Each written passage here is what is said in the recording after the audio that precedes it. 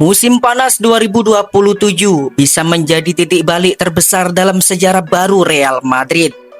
Klub yang selama puluhan tahun identik dengan kejayaan, kini mulai dihantui kemungkinan yang dulu terasa mustahil, yaitu 2 musim beruntun tanpa trofi besar.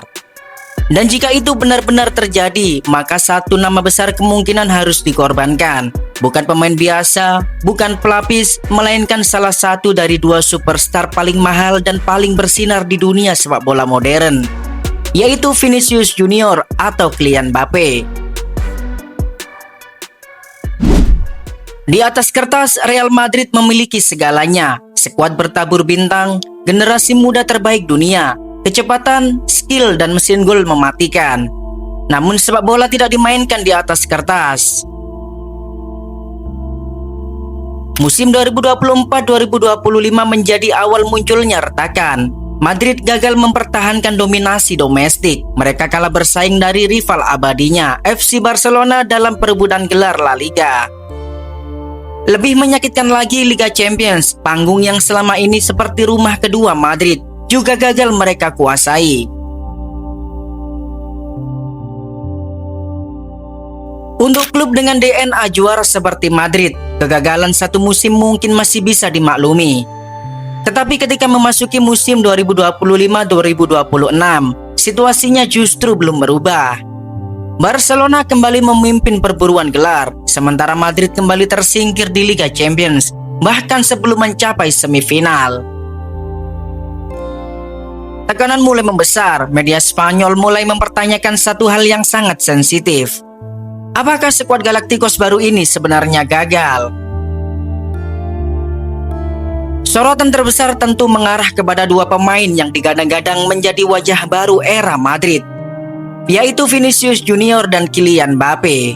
Vinicius adalah simbol revolusi baru Madrid. Ia datang sebagai bocah muda penuh mimpi dari Brasil. Awalnya diejek karena penyelesaian akhirnya buruk, sering gagal mencetak gol, sering jadi bahan kritik. Namun perlahan Vinicius berubah menjadi monster di sisi kiri serangan Madrid. Kecepatannya brutal, driblingnya sulit dihentikan, mentalnya keras. Ia menjadi pahlawan di berbagai malam besar Madrid, bahkan sempat dianggap sebagai penerus era Cristiano Ronaldo di Bernabeu. Sementara di sisi lain ada Kylian Mbappe, pemain yang sejak remaja sudah disebut sebagai manusia masa depan sepak bola. Juara dunia di usia muda, bintang utama Perancis, mesin gol yang mampu menghancurkan pertahanan lawan hanya dalam beberapa detik. Transfer Mbappe ke Madrid sempat dianggap sebagai akhir dari pencarian panjang Florentino Perez, impian yang akhirnya menjadi nyata. 2 superstar, 2 pemain terbaik generasi baru, 2 sosok yang seharusnya membawa Madrid kembali menguasai Eropa. Tetapi masalahnya, mereka tidak benar-benar menyatu. Secara statistik, keduanya tetap luar biasa. Gol demi gol terus tercipta. Highlight individu tetap memukau. Jersey mereka tetap paling laris. Namun di dalam permainan tim, sesuatu terasa hilang. Banyak pengamat menilai chemistry keduanya tidak pernah benar-benar sempurna.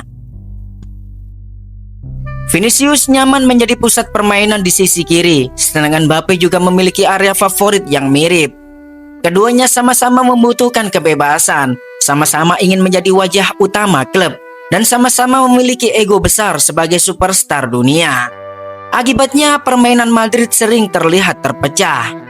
Ada momen ketika serangan Madrid terasa seperti kumpulan aksi individu, bukan mesin tim yang utuh. Situasi makin panas ketika rumor konflik internal mulai muncul.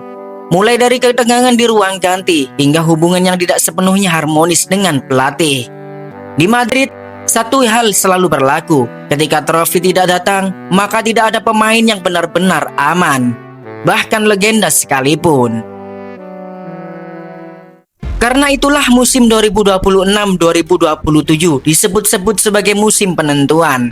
Jika Madrid kembali gagal, maka manajemen diyakini siap mengambil keputusan ekstrim. Dan nama yang mulai muncul untuk memimpin revolusi itu adalah pria yang sangat memahami tekanan Bernabeu, yaitu Jose Mourinho. Sosok kontroversial, karismatik, dan salah satu pelatih paling ditakuti dalam sejarah sepak bola modern. Mourinho bukan sekedar pelatih, ia adalah spesialis perang mental. Ketika pertama kali datang ke Madrid tahun 2010, ia menghadapi Barcelona terbaik sepanjang sejarah di bawah Pep Guardiola. Tim yang hampir tidak terkalahkan, tim yang membuat Eropa bertekuk lutut.